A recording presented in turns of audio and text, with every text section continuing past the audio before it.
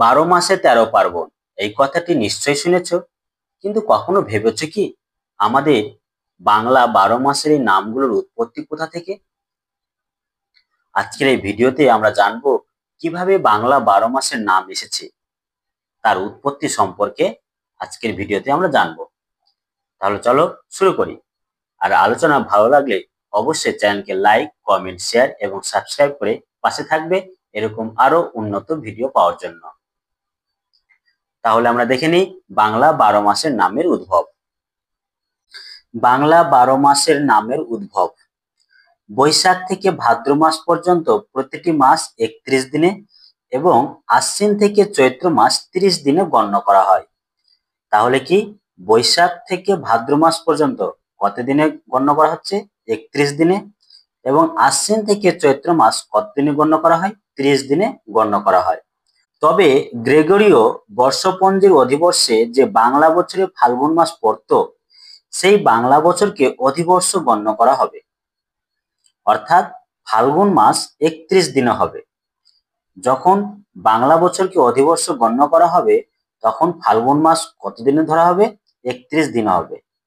এই বাংলা 12 মাসের নাম মূলত জ্যোতিষ শাস্ত্র থেকে উদ্ভূত। তাহলে বাংলা যে 12টি মাস, এই 12টি মাসের নাম উদ্ভব বা উৎপত্তি কোথা থেকে? জ্যোতিষ শাস্ত্র থেকে। চাঁদ পৃথিবীকে বছরে 12 বার প্রদক্ষিণ করে। তাহলে চাঁদ পৃথিবীকে বছরে কতবার প্রদক্ষিণ করছে? 12 বার প্রদক্ষিণ করে। এই সময়ের মধ্যে চাঁদের 27টি নক্ষত্রের সাথে সাক্ষাৎ হয়।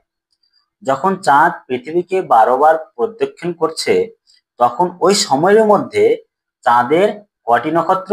27টি নক্ষত্রের সাথে সাক্ষাৎ হয়। চাঁদের 27টি নক্ষত্রের সাথে কি হয়? সাক্ষাৎ হয়।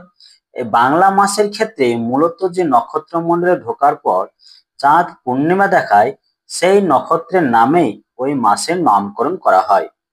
যখন নক্ষত্রমণ্ডলে ঢোকার পর চাঁদ পূর্ণিমা দেখায়, সেই নক্ষত্রের নামেই ওই মাসের নামকরণ করা হয়।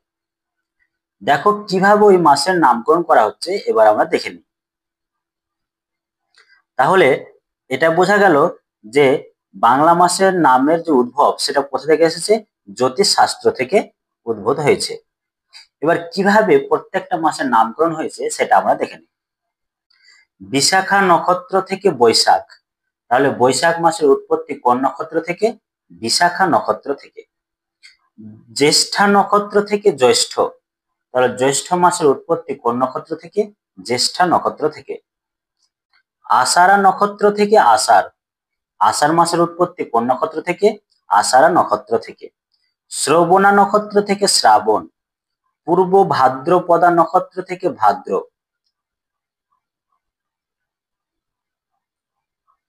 অশ্বিনী নক্ষত্র থেকে আশ্বিন। তাহলে আশ্বিন মাসের উৎপত্তি কোন নক্ষত্র থেকে? অশ্বিনী নক্ষত্র থেকে। কৃত্তিকা নক্ষত্র থেকে কার্তিক। কার্তিক মাসের উৎপত্তি কৃত্তিকা নক্ষত্র থেকে। মার্গশীর্ষ নক্ষত্র থেকে অগ্রহায়ণ। তাহলে অগ্রহায়ণ মাসের উৎপত্তি কোন নক্ষত্র থেকে?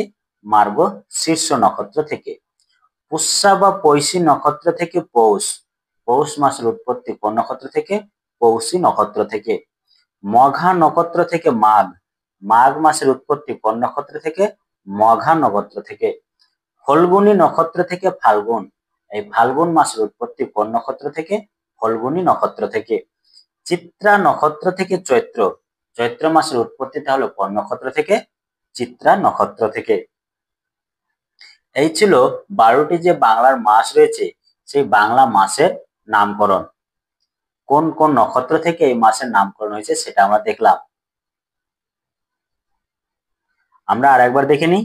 বিশাখা নক্ষত্র থেকে বৈশাখ, জ্যেষ্ঠা নক্ষত্র থেকে জ্যৈষ্ঠ, আষাঢ়া নক্ষত্র থেকে আষাঢ়, শ্রবণা নক্ষত্র থেকে শ্রাবণ, পূর্ব ভাদ্রপদা নক্ষত্র থেকে ভাদ্র, অশ্বিনী নক্ষত্র থেকে আশ্বিন, কৃত্তিকা নক্ষত্র থেকে কার্তিক, মার্গশীর্ষ নক্ষত্র থেকে অগ্রহায়ণ, পুষ্যা বা পৌষী নক্ষত্র থেকে পৌষ, মঘা নক্ষত্র থেকে মাঘ, ফল্গুনী নক্ষত্র থেকে ফাল্গুন, চিত্রা নক্ষত্র থেকে চৈত্র। এই ছিল বাংলা 12 মাসের নামের উদ্ভব। আলোচনা কেমন লাগলো অবশ্যই তোমরা কমেন্ট বক্সে কমেন্ট করে জানাবে। আর চ্যানেলকে লাইক, কমেন্ট, শেয়ার এবং সাবস্ক্রাইব করে পাশে থাকবে এরকম আরো উন্নত ভিডিও পাওয়ার জন্য।